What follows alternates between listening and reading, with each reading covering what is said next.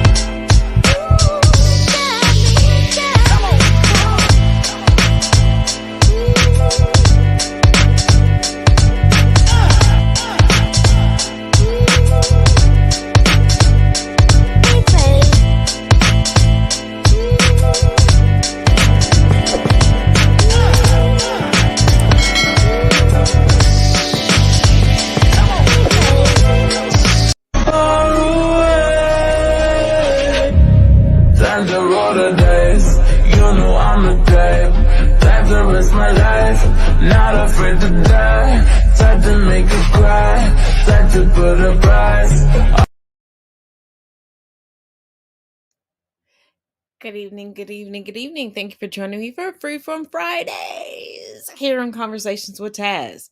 Y'all know how this goes.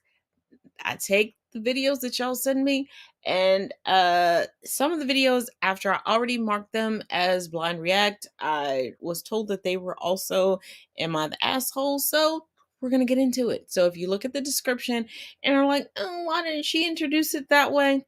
That's why. But let's get into. Wait a minute.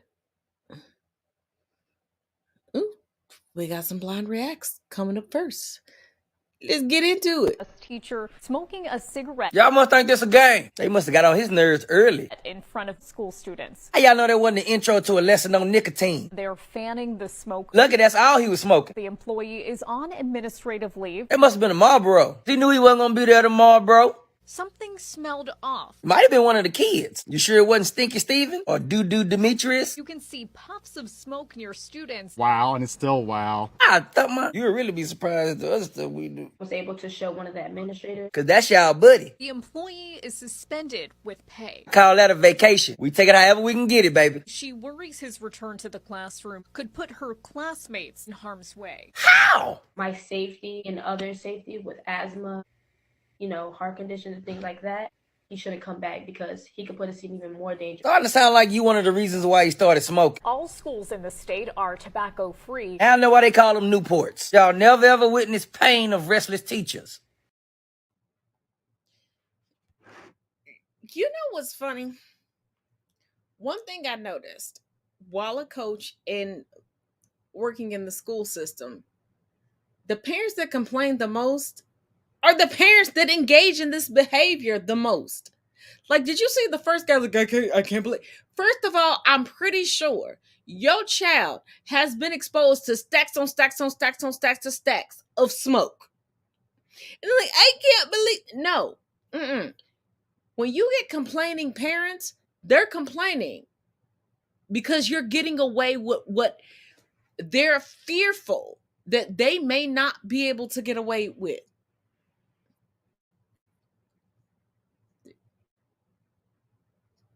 I think I'm joking. Pay attention at your next PTO meeting. Let's go to the next video. Pettiest things you've done after a breakup. Couldn't stop laughing whilst trying to break up with him. My friend had to pull me away. You are the love of my life. You find this too hilarious that your friend had to step in and stop it. Jasmine, stop. Jasmine, stop. stop. Jasmine, you're taking the piss. He's crying and you're breaking his heart. Stop. Come over here because you're killing him. You're killing him. He's a waste man. He's a joke. He's literally a joke. And I can't catch my breath. Ah!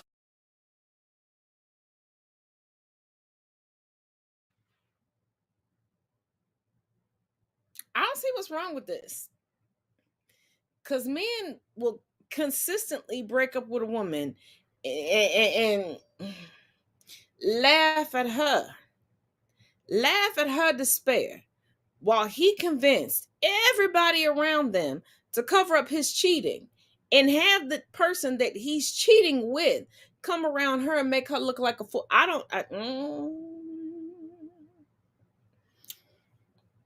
Now, I may or may not share a few or 1, 2 or 10, 15 or 20 the stories where I laughed at somebody while we were breaking up, but that's my business.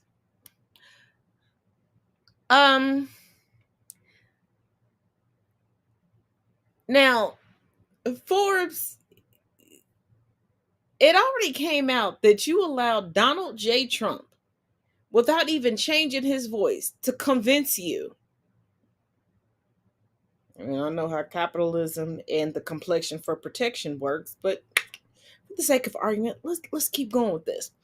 You allowed him to convince you that he should be on the Forbes richest list. And instead of you trying to save your reputation, you do this regarding Black people.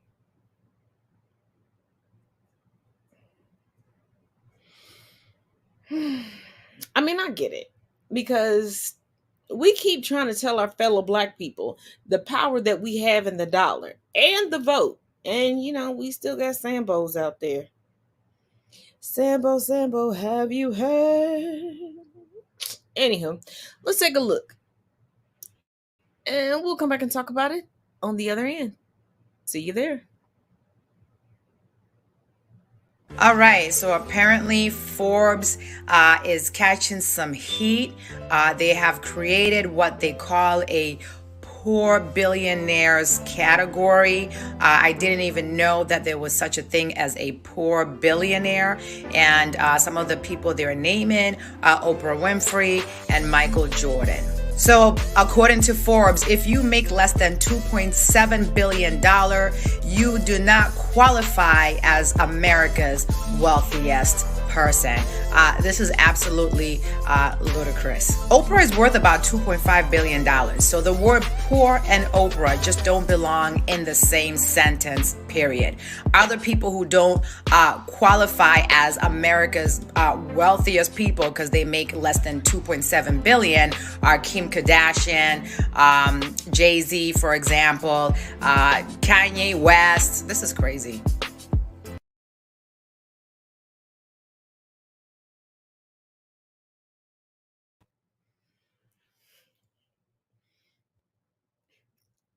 It's because until recent years, we only had one Black woman who achieved that status. And they tried to excuse away and eugenics away and religion away why and how she got to where she was.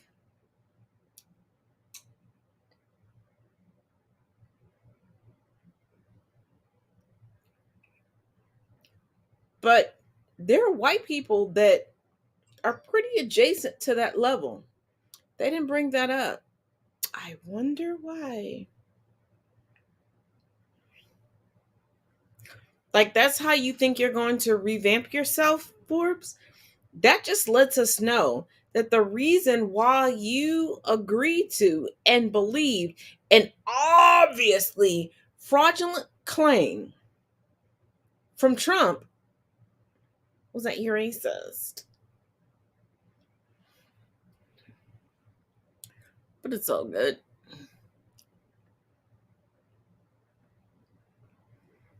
Oh, shoot.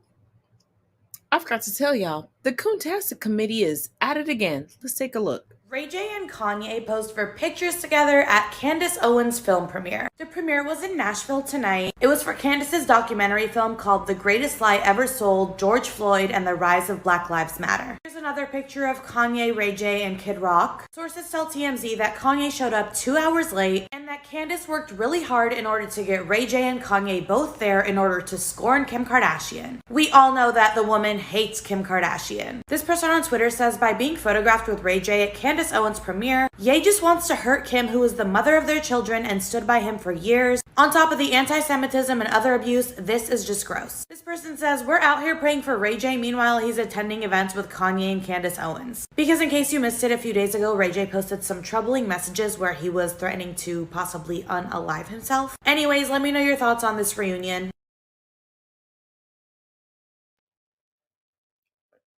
First of all, last night, your prayers and everything else should have been going to Brandy.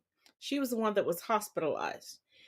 And Ray J's estranged wife, Princess, I already told y'all what the deal was. But we're going to leave that there.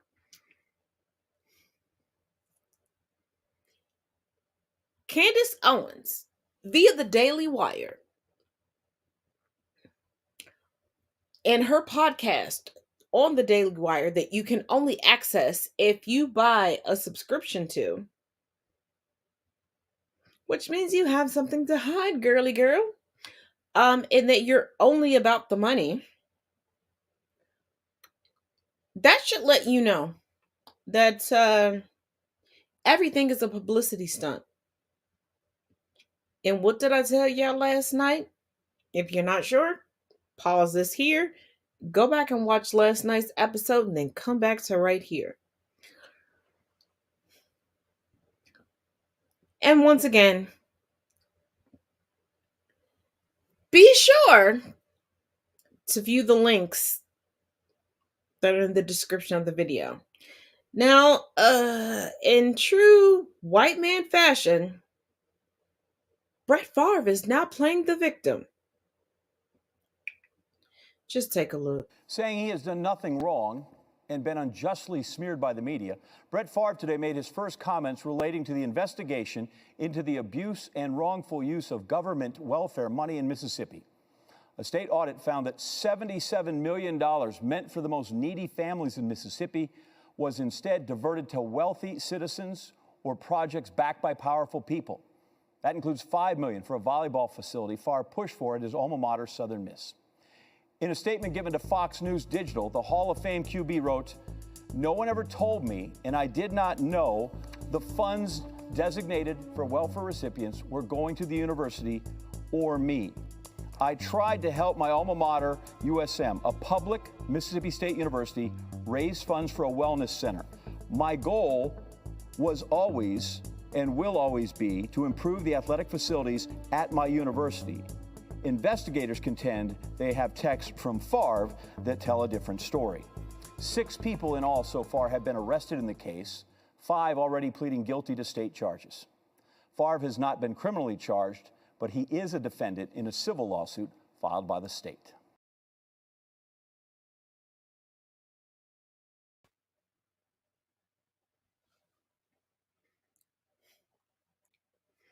Is he now trying to say that he was trying to help people, but he was trying to build a volleyball facility, and he donated money as an investor to a tech startup?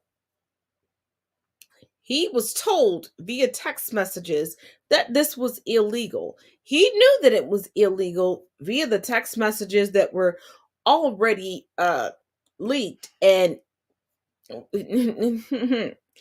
everyone else involved has pled guilty because they realize there's no getting out of this. But he's going to try to hide behind, it's just the media that's coming after me. Oh, how very Trump of you.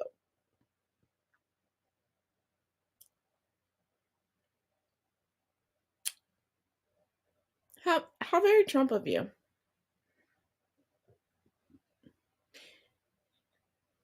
Now, 2 videos regarding Tucker Carlson. I will connect them for you after we watch them. Grab a drink, grab a snack, because I'll see you in 4 and 4. Fetterman uses a software program to understand the words of those around him and to formulate his responses to those words. In other words, to talk. Where exactly does the software end and John Fetterman's consciousness begin? We don't know. We can't know. But it's obvious that Pennsylvania could very well be sending a computer program to the U.S. Senate, where inevitably it will be hacked. Yesterday, MSNBC sat down with John Fetterman and his thinking machine to assess where the man ends and the machine begins. And the initial impressions were not at all encouraging. None of that is true. None of that is based in literally anything. Tucker Carlson is completely whole cloth making up nonsense about John Fetterman. He took the news, decided it didn't work for his narrative, and just came up with a whole cloth nonsensical lie about the program that John Fetterman uses to read spoken text.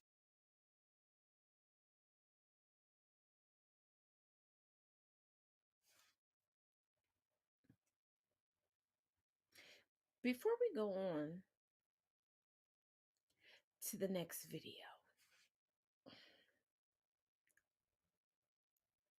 please understand and recognize that Tucker Carlson, with his whole chest and his whole admittedly lying ass platform, is being ableist. So a man using technology to, in real time, be able to have subtitles so he can keep up with the conversation. So we're supposed to continue to act like hearing impaired people. Let's go to this hot mic take. I don't know. Is that too heavy-handed to put on this platform? No, that's your opinion. We're not in the censorship business. Okay, thank you. We're not in the censorship business. We're not in the censorship business. We're not in the censorship business. Now, we had someone in the Fox universe leak to Vice News what parts of that Tucker Kanye interview were actually edited out. And it is very revealing because he chops out, first of all, like 4 or 5 different just like over-the-top anti-Semitic comments, like really blatant anti-Semitic comments. But he also chops out everything that sounded completely freaking nuts and like absolutely lunatic things that he was saying. So just to give you a sense of what was left on the cutting room floor, take a listen to this. I was biting my tongue on my political opinion because I thought it would be better for my children. And now you look up and my kids are going to a school that teaches black kids a complicated Kwanzaa. I prefer my kids knew Hanukkah than Kwanzaa. At least it will come with some financial engineering. Planned Parenthood was made by Margaret Sanger, a known eugenics with the KKK, to control the Jew population. When I say Jew, I mean the 12 lost tribes of Judah, the blood of Christ, who the people known as the race black. What was interesting to me was the way they cut. So like the Margaret Sanger thing he says there, they left that part in. So they left in the part of the interview where he's like, Margaret Sanger, founder of Planned Parenthood, known eugenicist, founded with the KKK. And then they cut out that whole like, to control the Jew. And by the Jew, I mean, whatever he went on to say. So they were very selective in the way that they cut out anything that was, I mean, the financial engineering thing with regard to Hanukkah, super. And then he also says this thing that made it into the interview where he says that Trump was the first black president and he's going to be the first Latino president. And then in the interview, they leave out the part after that where he says, because I get along with them better than some other businessmen, I'm going to leave it unnamed who they are. Obviously, another reference to Jewish people. Imagine if in that Fetterman interview, for example, NBC News had cut out the places where he struggled for his words. Yeah, that'd be outrageous. That way, and selectively edited it that way so that they could say after, judge for yourself that he's doing great after his stroke. That would be completely fraudulent. And that's effectively what Tucker did here with Kanye, was cut out all of the craziest parts to present a fraudulent image of how this man is actually doing. It didn't even work. If you're going to show the whole ugly picture, you got to show the whole ugly picture. My takeaway is don't try and make any of these people your political heroes.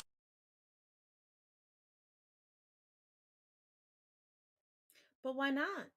Because when it comes to Black people, they have no problem throwing us to the wolves, and their followers, their fans, their stans, if you will, have no problem disposing of us quicker than a woman disposes of a tampon.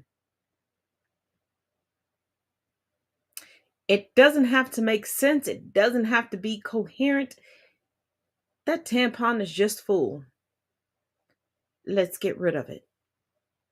Because as I showed last night, and if you didn't see last night's episode, like I said, pause, go back, watch, then come back to here. Excuse me. When Kanye was spewing what they needed him to spew, there were no need for edits. And here's the thing. The people who have the biggest problem with Planned Parenthood have never walked inside of a Planned Parenthood. You ridicule the poor for being poor. You ridicule the poor for getting pregnant, and you want them to force to give birth. But Planned Parenthood gives them sexual education. Unlike your just cross your legs and hope for the best. You can get birth control, effective birth control, because they will ask you the questions that need to be asked. And that's why so many anti-abortionist forced birthers end up outside of places that don't even administer abortions. Wake up. And don't hit me with the, well, Taz, maybe they didn't know. They're just going by. They know. They know. They're conservative women who have driven to other cities, other states in order to secure an abortion. They're women of privilege that have gone to great lengths to hide that they've had an abortion. There are members, politicians, members of Congress, and of the gubernatorial staff that have paid for abortions or had abortions themselves. And they tell on themselves. They're like, well, I did it, but I regretted it. I also, one time in my 20s, got really shitty drunk. And because of the amount of alcohol I drank, because I wanted to be a part of the cool kids, I drove myself into the worst seizure I've ever had in my life. Does that mean I went on a campaign for every other person that suffers from epilepsy? No. Because I had to realize my part in things. I had to realize the situation that I was in, why I was in that situation, everything else that happened in that situation. Because there were people who knew my medical history, people that even to this day, I openly, if you get close to me, I openly disclose certain things to you. So that, hey, if I'm not knowing or I'm distracted, please don't let me reach for this and eat it, or reach for this and or decide to agree to something. And I have people that are like, ask more questions. And I go back and ask more questions, and I realize there's a motherfucker that means me no good.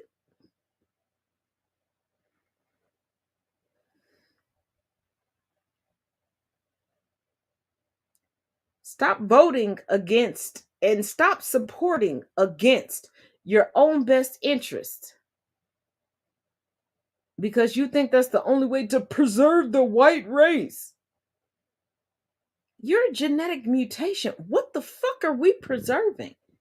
You're a genetic mutation who convinced people to write history books and travel books that were against reality, which caused your own to be sacrificed, depraved, starved to death.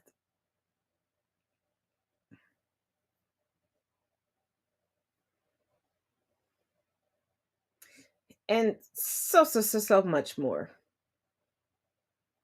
But and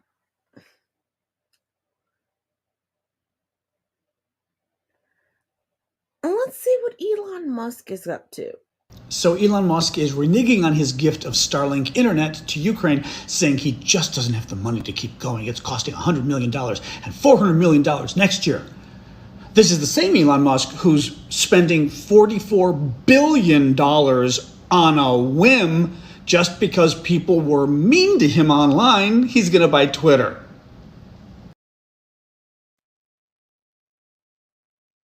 Let's clear some things up. It recently came out that, first of all, I've been telling y'all for a while, these rich individuals, just like what Bethany Frankel is trying to pull on TikTok right now, but I digress. It's never their money.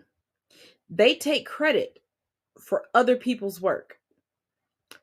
We, the taxpayers of the United States, have been paying for the Ukrainian internet so that they could keep up abreast and everything else.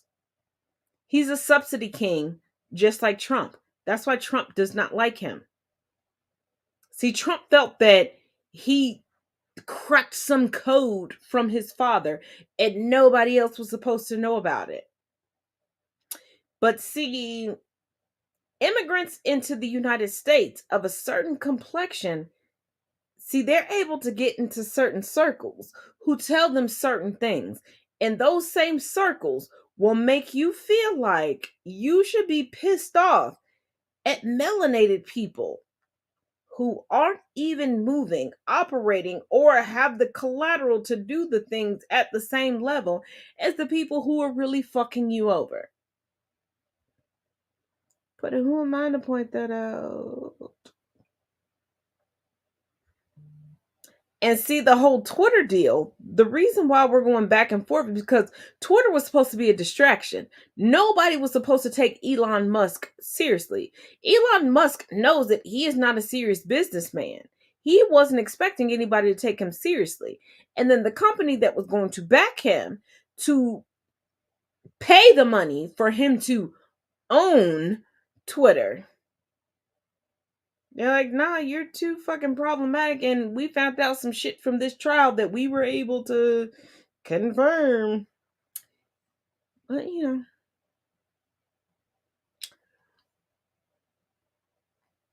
But before we get into more blind reacts, let's tackle some January 6th information. Here we go. Nancy Pelosi at 80 years old is fiercer than most men half her age. In this clip, she was probably 80, now she's 82.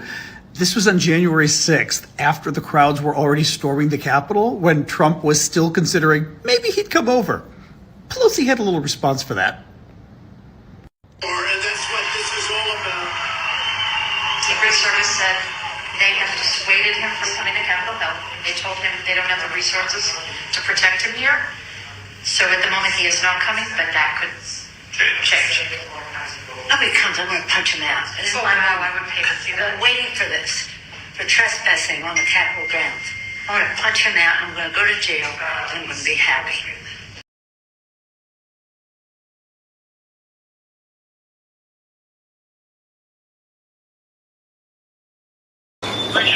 We have got to finish the proceedings, or else they're going to have the complete victory.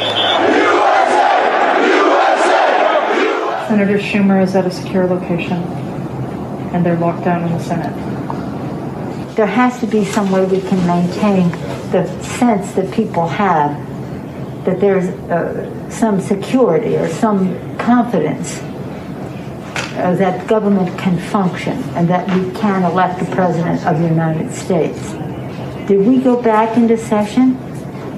We did go back into session, but now apparently everybody on the floor is putting on tear gas masks to prepare for a breach. Well, I'm trying to get more information. They're putting on their tear gas masks. I can't. We need an area for the House members. They're all walking over now through the tunnels.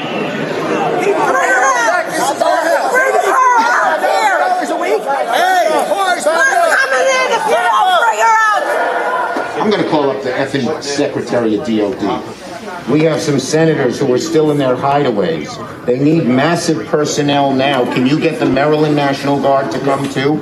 I have something to say, Mr. Secretary. Well, I'm going to call the mayor of Washington, D.C. right now and see what other outreach she has to other police departments, as Leader Hoyer has mentioned.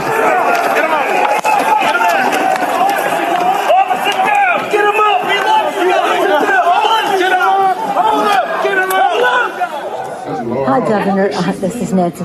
Governor, I don't know if you have been approached about the Virginia National Guard. Mr. Hoyer was speaking to Governor Hogan, but I still think you probably need the okay of the federal government in order to come into another jurisdiction.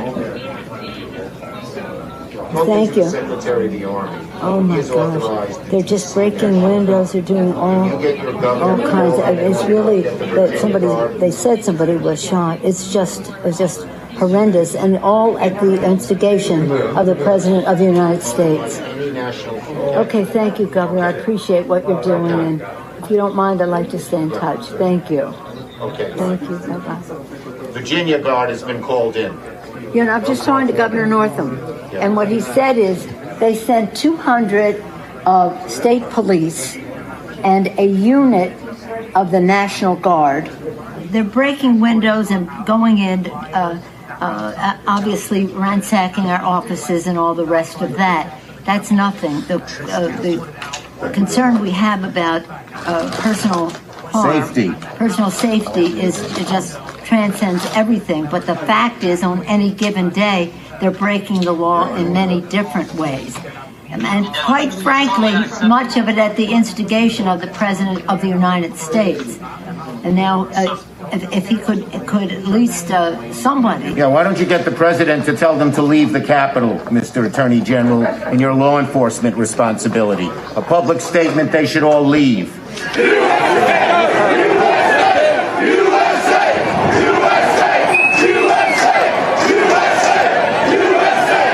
This cannot be just we're waiting for so-and-so. We need them there now, whoever you got.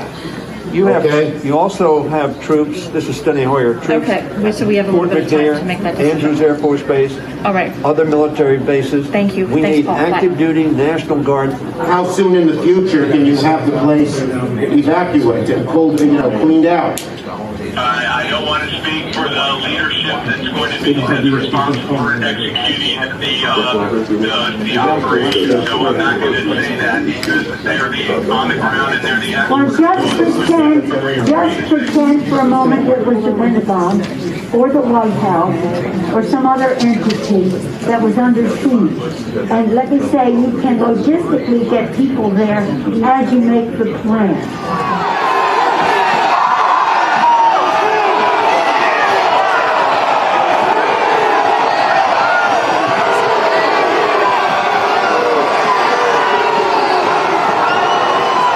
We're trying to figure out how we can get this job done today. We talked to Mitch about it earlier. He's not in the room right now, but he was with us earlier and said, we want to expedite this, and hopefully they could confine it to just one complaint, Arizona, and then we could vote, and that would be, then just move forward with the rest of the state. The overriding wish is to do it at the Capitol. What we are being told very directly is it's going to take days for the Capitol to be okay again. We've gotten a very bad report about the condition of the House floor with defecation and all that kind of thing as well. I don't think that that's hard to clean up, but I do think it is more from a security standpoint of making sure that everybody is out of the building, and how long will that take? I just got off with the Vice President. And I got off with the Vice President-elect. So I'll tell him. Okay. But what we left the conversation with, because he said he had the impression from Mitch that Mitch wants to get everybody back to do it there. Yes. I said, well, we're getting a counterpoint that is, we could take time to clean up the poo-poo that they're making all over literally and figuratively in the Capitol, and that it may take days to get back. And I'm at the Capitol building. I'm literally standing with the chief of police of the U.S. Capitol Police. He just informed me what you will hear through official channels. Paul Irving, your sergeant at arms, will inform you that their best information is that they believe that the House and the Senate will be able to reconvene in roughly an hour. Good news. Your sergeant at arms will be in touch about the.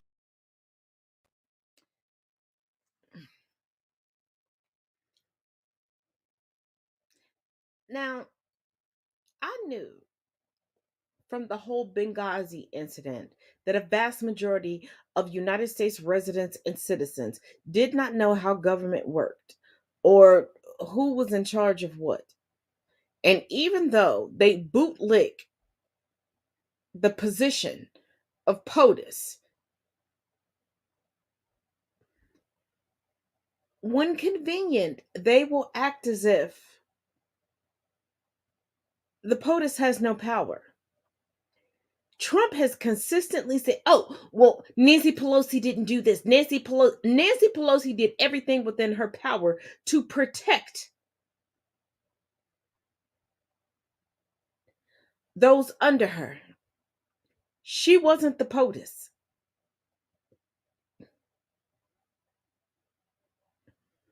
What she and others were begging for and asking for could only be accomplished if Trump would have made the call. But you know what? Y'all want to keep acting like. And Trump wouldn't have been able to accomplish this if a black man wouldn't have been president before him. I said what I said. Because if it would have been a white face before him, y'all would have had a lot more questions about the bullshit that he keeps telling y'all and all the constant changes in everything that he says and does.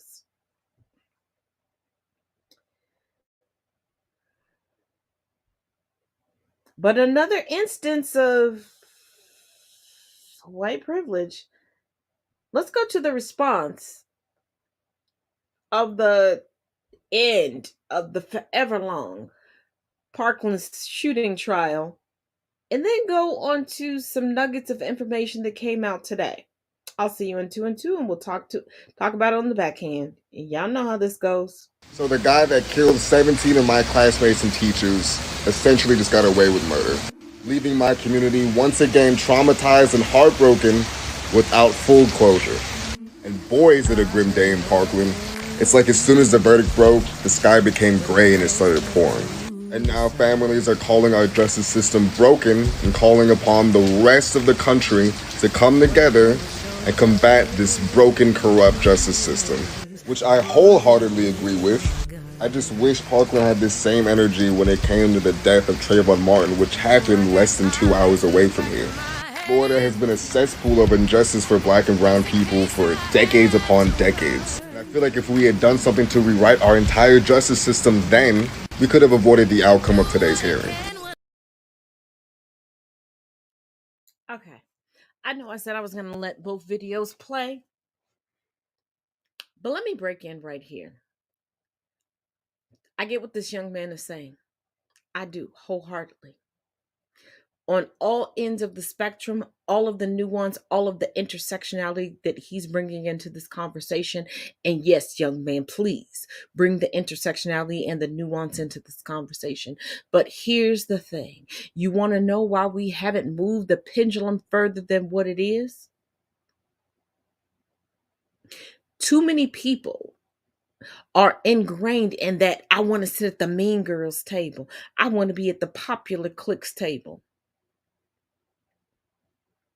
Because there are people who have been fighting and writing legislation for police reform, for prison reform, for judicial reform. But you want to know what happened to all those people collectively? Folks got jealous because people liked what they were saying online. People liked them as a person. People connected with them. And they didn't like that. They felt that their pockets were going to be harmed because some following was going to someone else. If I'm lying, I'm flying. Tell me I'm not. Because when you're not in that actual work, when you're not genuine about it, when you're not doing the actual work, not just going out for photo ops and video ops and clickbait, when you're not just showing up to say a few words that somebody else told you to say, when you're not just going out to say a few words that make people feel okay for a few days, but you're actually feeding people, fighting for people, writing the legislation, taking the classes to do these things, and working on the reform. Nobody gives a shit. They'll uphold and protect your platforms. But when you're actually doing the work that they need to benefit from, once those people that they protect give an inclination that they don't fuck with you no more, then everybody has a story.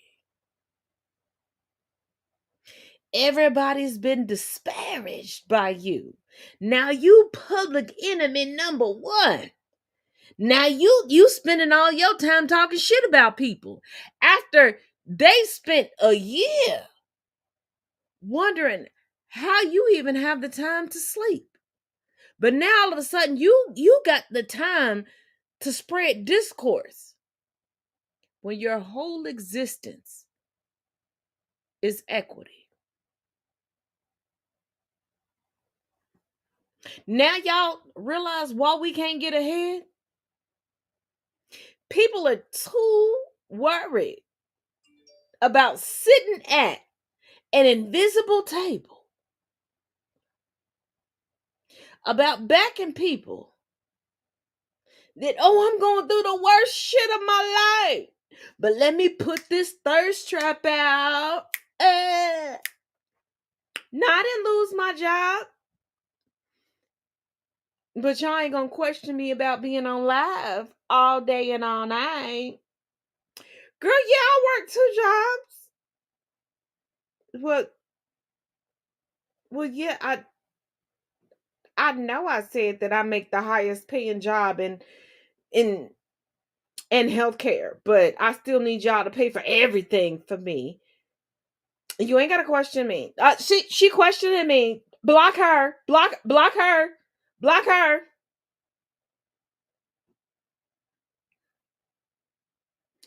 So I'm gonna stand up, take my people with me.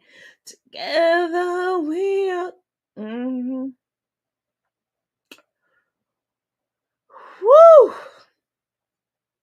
Let's take a little breaky break. Here is Am I the Asshole? That was sent in. Technically, it is a blind react, but I don't want y'all to pay attention to my face. I want y'all to pay attention to what's being said. I'm going to pay attention to what's being said. And then I'm going to come back and give my opinion on it. Let's go. My story as the perfect guy who can't get girls and why this is so common. I'm in college. I have a 4.0. I work out every day and I am physically attractive. I have $50K saved. I have hobbies. I understand finance and real estate and can provide a future, but girls reject me all the time. I am called racist and sexist by people at my college for seemingly existing. I'm not allowed to show emotion. I'm not allowed to ask girls out because it's creepy. I'm not allowed to be myself because I'm a toxic man oppressing women. Oh, and guess what? I'm white, so I'm a racist. I'm sick of this game. A bunch of my friends are too. Oh, and they have 4.0s, jobs, money, health, and goals, but they are privileged men. Frick the system. We've had enough. How'd you get those 4.0s? Who did you pay for them? You assume that because your parents have money, women should bow down to you, right? That's your way of thinking. Because that's how your father got your mother. He wore her down. He wooed her with the money. But you're the same man that goes, is she really a good woman because she wants me with her money? But all you did was throw money at her and tell her, oh no, I got you, boo. You don't have to do anything. And when she took you at your word, then you had a problem. Then all of a sudden, you wanted her to prove that she actually loved you because you have a friend or a relative that got a woman because they don't act the way that you do, that actually loves and respects that man, right? Right? Or you don't have the qualifications that you're claiming that you have. It's infantilized in your mind. You've decided that you are this ultimate man. Because we see it all the time. You hid behind the internet. And when you met that woman face to face, you didn't realize she wasn't put off by your appearance. She was put off by the fact that you lied to her. Same way you would have been if she would have lied to you.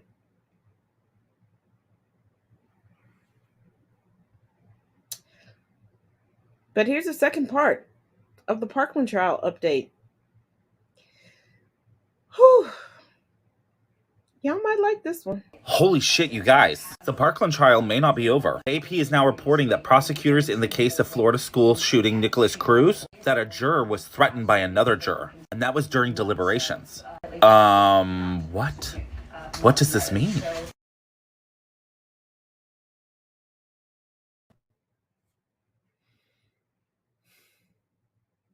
It means you had a racist on the jury. It means that you had somebody who was my child deserves a trophy and to be forgiven just because they're white. And no, I'm not making excuses for anything. But if this can be proven true,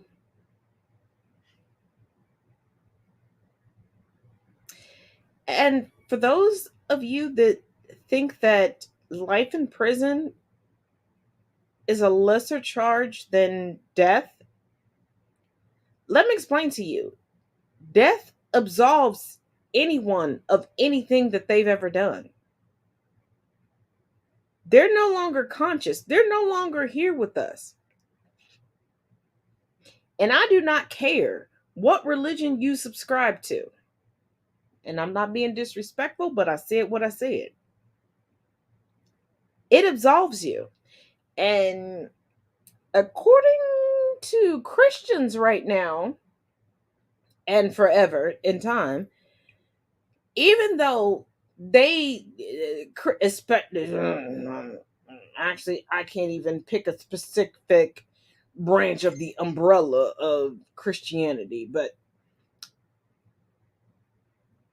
with the Christian faith, as long as you proclaim, oh yes, Jesus is my Lord and Savior, even if it's right before your last breath, poof, you go to heaven. So I don't understand how they say that and spend decades condemning you unto sin, telling you this separates you from God, this separates you from God. You can't do this, you can't do that. Well, I know we get the urges and we do it to you. But you just supposed to suck it up, because if you complain about it, that's a sin.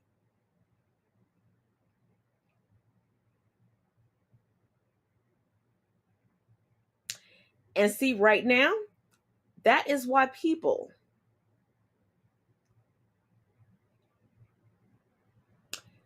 believe that the Parkland shooter got off easy by having to rot away in jail for the rest of his life, where he has to sit and think about what he did all this time, where he has to have people remind him what he did all this time, where he has to watch interviews of people talking about their heartache all the time.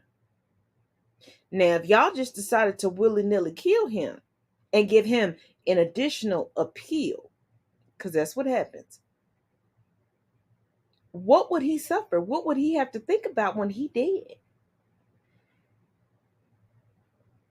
Because as much as folks like to believe in the afterlife and an all-seeing, all-benevolent God that has all these stipulations and rules that he doesn't have to abide by, and he ain't saved nobody that was in turmoil.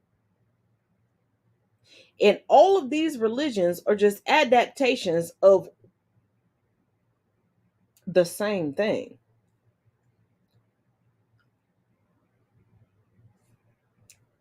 How is this disparaging that he has to live the rest of his life reminded of what he did? Did y'all miss his epic breakdown when they told him, oh, the trial is not over right now? We have to talk to the victims and the victims' families to figure out how to properly sentence you. Did y'all miss how hard his family and his defense attorney fought to try to get you to have sympathy for him? That they brought up minuscule bullshit things. See, the United States is built on capitalism and human trafficking, aka adoption.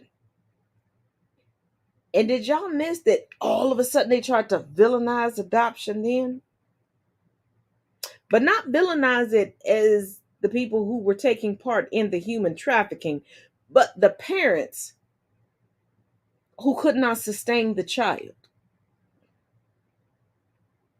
And even though his adoptive parents were the greatest and the bestest, you know, what y'all tell us every day on every other social media platform, that, you know, if you have the greatest adoptive parents, you gonna turn out great.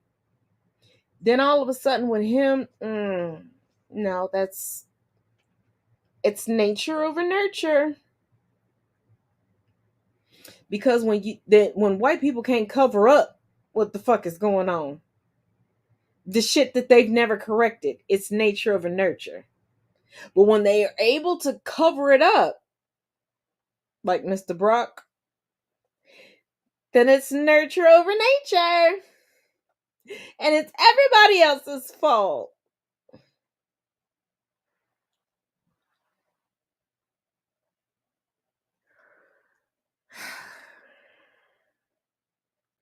You know what?